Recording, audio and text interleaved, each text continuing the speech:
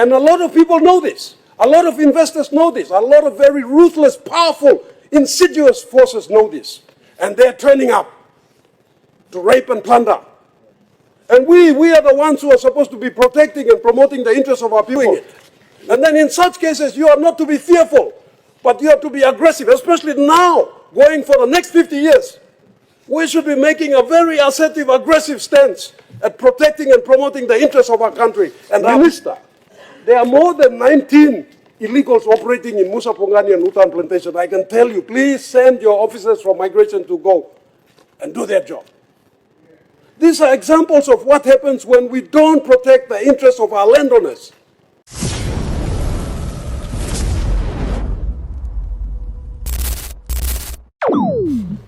Governor Foro.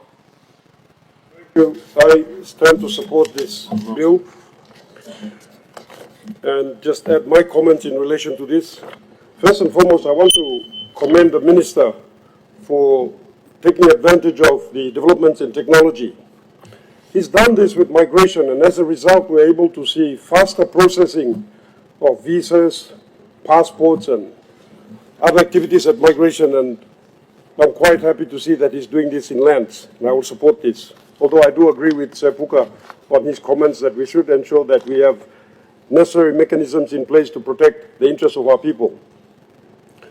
We are a very blessed country, probably one of the few countries where our people own their own land. It said 97%, depends, but it's in that vicinity. Land is precious. It's our form of social security. That's why we have to make a very concerted effort at protecting the interest of the custodians of the land. We have seen many examples of land being stolen, land grabs taking place. State land mainly. But now, more and more, we are seeing traditional land also being stolen. What mechanisms are we putting in place to protect traditional landowners? You'll note that most traditional landowners live on their land. And the deals that are being perpetrated are made by those who are not landowners, but who happen to be residing in towns, sometimes walking the corridors of various offices in Waigani, pushing papers and documents. The brigade of culprits that often hang around at the back of Boroko Post Office with their manila folders and all types of deals that they're cutting with logging companies and mining companies and whoever else is keen to come and develop a portion of land for whatever reason. So what are we doing to protect the interests of these landowners, genuine landowners, who live on their land, most of whom are illiterate? I found that they're illiterate because they found no reason to leave their land. They've got everything they need there. All their resources are there. So as a result, they tend to be there on their land, often oblivious to the deals that are being concocted for the resources that are on their land or under their land. So whilst we proceed with various amendments, various efforts to open up our country for investment, we must not forget to put in mechanisms to protect our genuine landowners. Oro Province, we have stood with our landowners on numerous occasions to fight for their rights. We have won several cases against illegal logging companies. In fact, the most recent was 2 weeks ago, where I was taken to court by a particular company operating illegally, still illegally. Lands Minister, please take note. This company is operating in Wanigela, Oro Province, claiming to be an agroforestry company. It is now encroaching on traditional land, Minister. I have written to your ministry. I have raised this matter with Minister Forest and the various departments. Again, no response. And they took me to court because I dared to stand up for our landowners there. I'm proud to say that I won this case 2 weeks ago against this company that is illegally operating on a portion of land known as Uthan Plantation, Minister.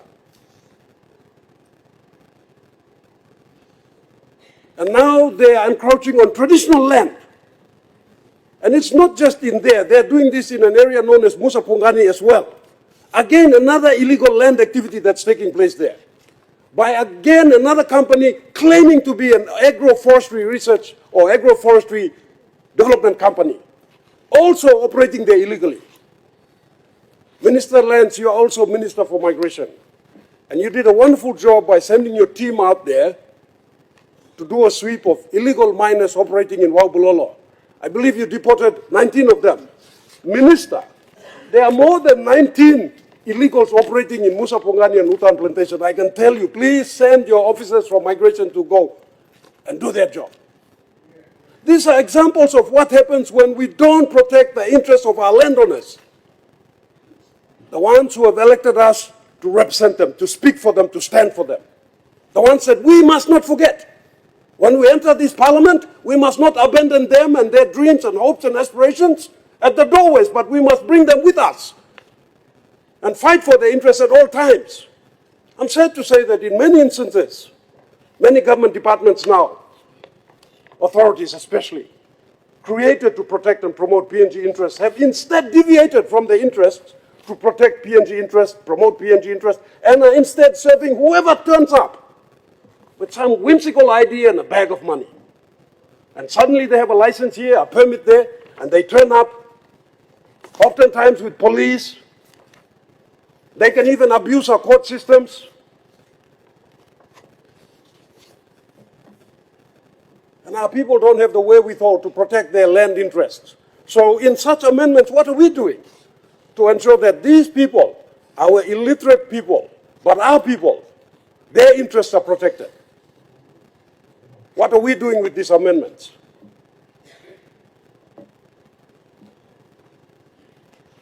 In that regard, I will support this because I see the minister as being a very progressive minister.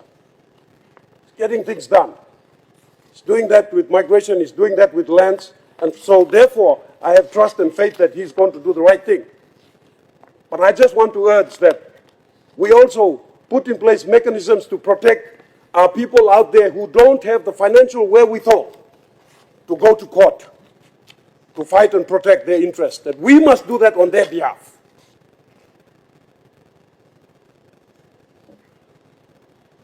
It has been said many times that Papua New Guinea is so blessed. It's blessed. It's the land of milk and honey. Moses never made it here. But this is the land of milk and honey. And a lot of people know this. A lot of investors know this. A lot of very ruthless, powerful, insidious forces know this. And they're turning up to rape and plunder. And we are the ones who are supposed to be protecting and promoting the interests of our people. We are not meeting those expectations, I can tell you. If the forestry department is any example, if the lands department is any example, if the Department of Environment and Conservation is any example, there needs to be a shake-up in these departments. Ministers, when you take office in your ministries, the first thing you should do is do a complete diagnostic of your ministry, your department, your authority, whatever it is that comes under you. Find out if they're performing their duties to the people of Papua New Guinea 24/7, 365, as they are charged to do, as they sign their oath to do. Are they doing that or not?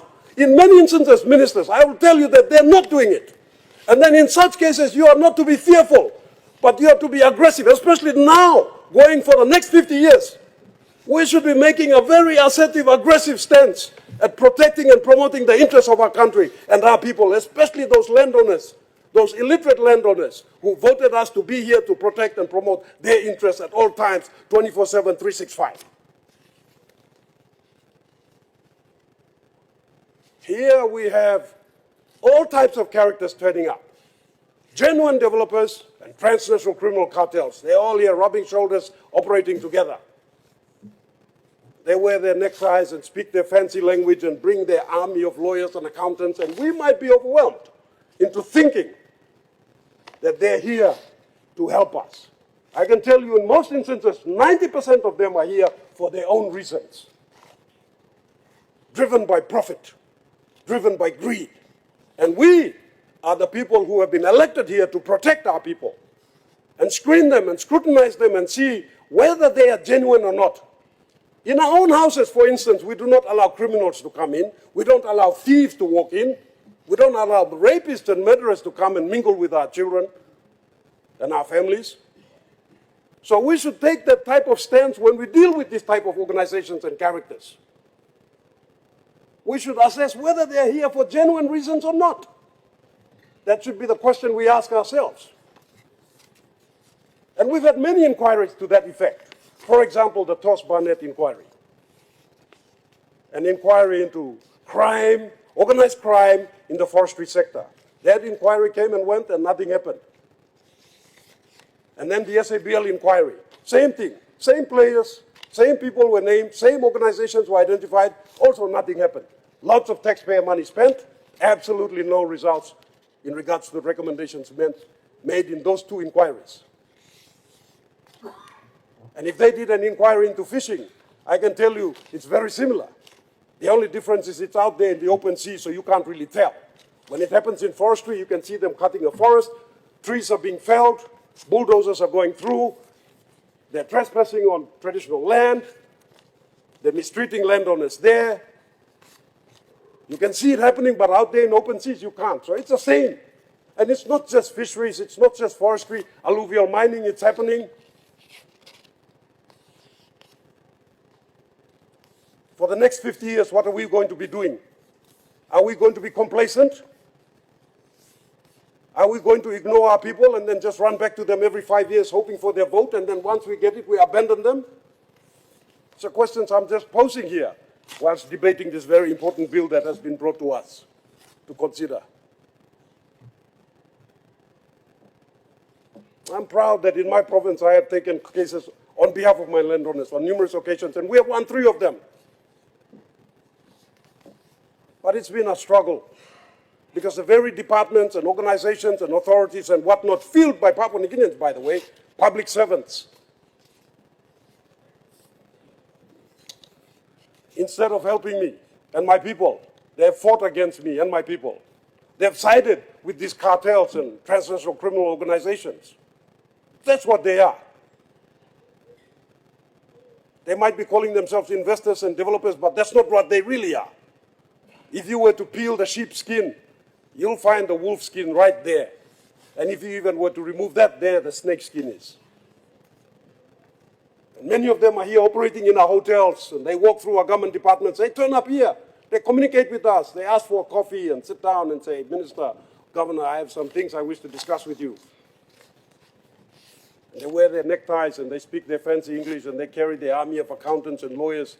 And we're mesmerized by them into thinking that, my goodness, this person, well, he looks like Jesus, so he must be right. And therefore he's here for good reasons and purposes. But oftentimes that's not the real reason why he's here. They're here to rape, plunder, and steal our resources. You must never forget that. Not all of them, but quite a few. Yes, I will support this bill. I'm very supportive of the Minister for Lands and Migration. He's doing a magnificent job working on developed technology, rapidly progressing technology.